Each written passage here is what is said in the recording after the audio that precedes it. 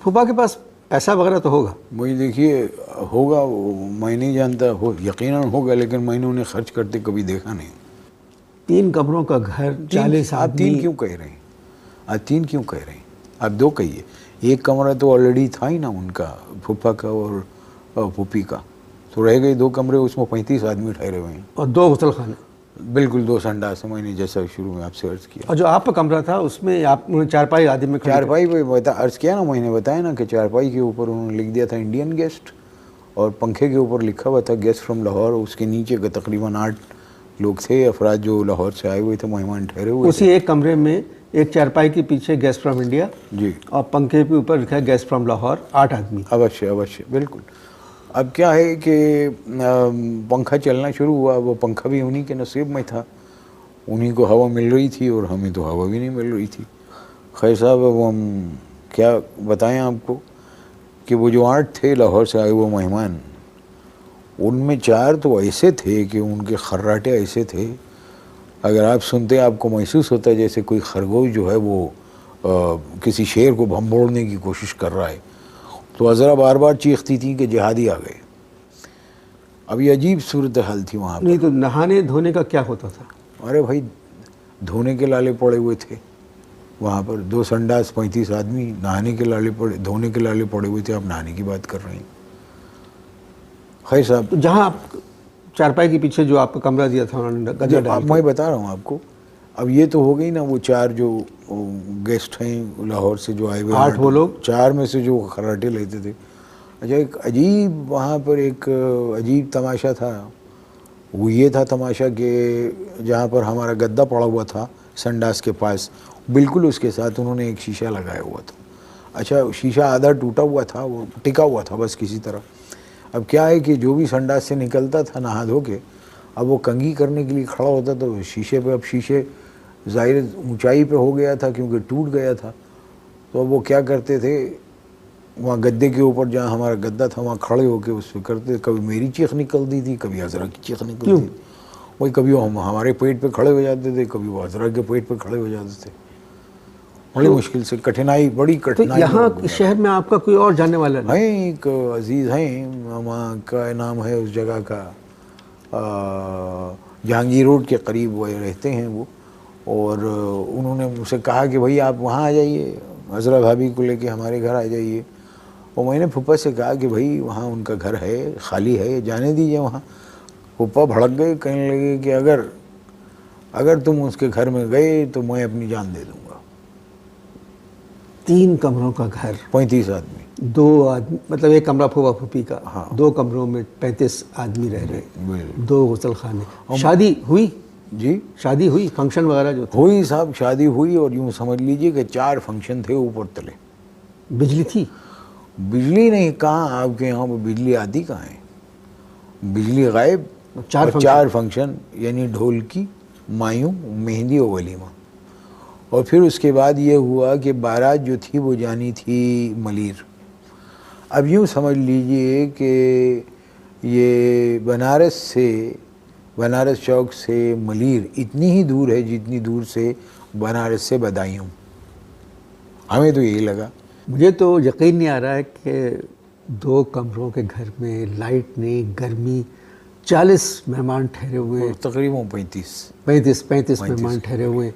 अच्छा, बाथरूम बताया आपने कुल 2 थे, तो उसका प्रॉब्लम क्या होता था? वही प्रॉब्लम, अब देखिए, बड़ी हाहाकार मचती थी सुबह। निकलो, एक आवाज़ आती थी, निकलो। अब भाई कैसे निकले आदमी? अब ज़रूरियात ज़िंदगी से फारिग होगा तो निकलेगा। जी जी। तो फूफा ने उसका एक बड़ा हल निकाला। कहने लगे कि भाई ऐसा करते हैं कि संडास पे राशन लगा देते हैं, राशन कर देते हैं, यानी टाइमिंग फिक्स कर दी उन्होंने। सुबह 8 बजे से लेकर 9 बजे तक इंडियन गेस्ट यानी हम, चाहे हमें ज़रूरत हो या ना हो, हमें जाना है। ये उन्होंने कह दिया कि दिखावे के लिए आप चले जाइएगा, लेकिन जाइएगा ताकि वो टाइम आपका है, उसमें आप एक डिसिप्लिन कायम रहेगा। कहने लगे दूसरों के लिए भी। अब हम तो डिसिप्लिन के पाबंद लोग हैं।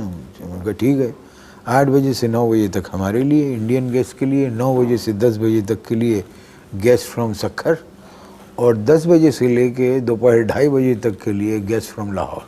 तो ये 4.5 घंटे लाहौर में गेस्ट। वो असल में 8 आदमी थे, खाते भी बहुत थे और खाते भी बहुत थे।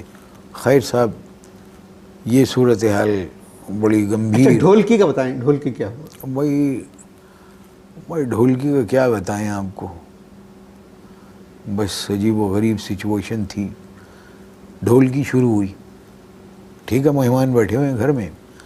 अब क्या किया इन्होंने, बाहर हमने एक अजीब तमाशा देखा कि 5 काले स्याह रंग के आदमी, और उन्होंने पीले रंग का उस सड़ी हुई गर्मी में वो कपड़ा पहना हुआ था, और ये ऐसा लग रहा था जैसे कपास के खेत में भैंसे घुस गए हों, और वो एक मार बड़ा सा ढोल लिए वो बजा रहे हैं, धड़ धड़ धड़ धड़ धड़ धड़, कान पड़ गया, आवाज़ सुनाई नहीं दे रही है। अब अंदर का सूरत हाल ये थी कि हमारी फूफी ने एक छोटी ढोलकी भी मंगवाई थी, जो वहाँ की औरतें जो गाती हैं ना बैठ के, जी, लड़कियाँ बैठ के गाती हैं। अच्छा, वो छोटी सी ढोलकी जो थी वो किसी बच्चे ने कैंची मार मार के उसे फाड़ दिया था।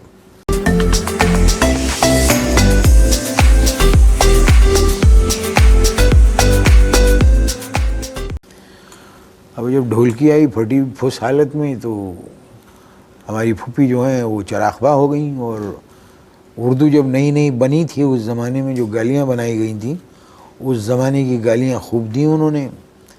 बड़ी मुश्किल से पप्पा ने आके उनको ठंडा किया और कहने लगे, भाई ऐसा है कि बाहर जो वो पीले रंग के कपड़े पहन के जो बड़ा वाला ढोल बजा रहे हैं, मैं वो मंगवा देता हूँ, तो आप उससे काम चलाइए। खैर साहब, वो बड़ा वाला ढोल मंगवा लिया गया। अब सूरत हाल ये थी कि खातून जो है वो बड़ा वाला ढोल लेके बैठ गई और ढोल के पीछे पूरी छुप गई। यानी सिर्फ ऐसा, अगर विजुअल में देखते आप उसको, तो सिर्फ ऐसा लगता कि जैसे जादू हो रहा है, और सिर्फ 2 हाथ जो हैं वो ठीक ठीक ठीक ठीक ठीक ठीक यूँ कर रहे हैं। लिए साहब 20 बेसुरी औरतें जमा होकर उन्होंने अमीर खुसरो के शादी ब्याह के गीत गाने शुरू कर दिए।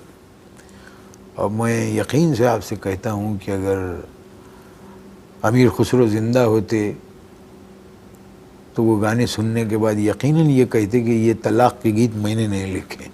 ये खाने वगैरह क्या होता था? भाई खाने का बड़ा अजीब और दिलचस्प किस्सा है। वो खाने का किस्सा कुछ इस तरह से है कि फुप्पा के कोई जानने वाले हैं जिनके बन कबाब के 2 ठेले हैं।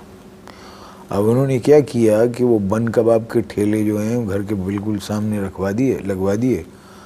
अब वहाँ पर सुबह नाश्ते में बन कबाब, दोपहर के खाने में बन कबाब, शाम की चाय में बन कबाब, रात के खाने में बन कबाब, और वो भी एक। अगर गलती से कोई दूसरा मांग लेता था तो नाना वो पप्पा करते थे उनसे बदतमीज़ी। तो ढोलकी में भी बन कबाब ही मिला? ढोलकी में बन कबाब तो ख़त्म हो गया था, तो किसी ने कहा कि भाई निहारी मंगवाई जाए।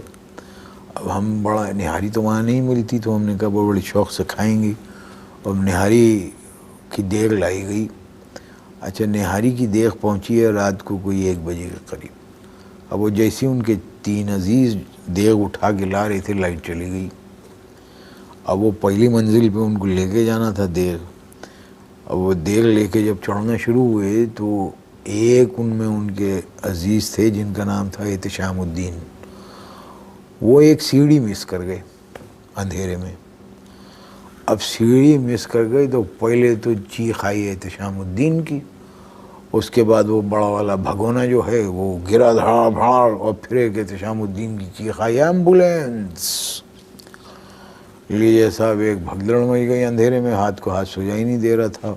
सारी निहारी एहतशामुद्दीन पर गिर गई। अब जब हमने एहतशामुद्दीन को ऐसे अंधेरे में टटोला तो हमने तो अपने फूफा से कह दिया कि ये तो इख्तितामुद्दीन लग रहे हैं मुझे। खैर साहब उनको लेके गए अस्पताल। डॉक्टरों ने देखा बच गए, वो ठीक हैं, बच गए, लेकिन काफ़ी जला गए हैं। डॉक्टरों ने, जब हम पहुँचे अस्पताल तो डॉक्टर जो है बगल में से उनकी बोंग निकाल रहे थे। खैर साहब ये हुआ। अच्छा, अब उसके बाद आइए बारात वाले दिन। अच्छा, मेहंदी का बताया ना, मेहंदी में क्या हुआ? मेहंदी में क्या? नहीं, जब मेहंदी का किस्सा भी सुनाइए ना, टाइम तो कम है मतलब। अब देखिए, मेहंदी का किस्सा अगर सुनाने बैठ गए तो बहुत तवील हो जाएगा।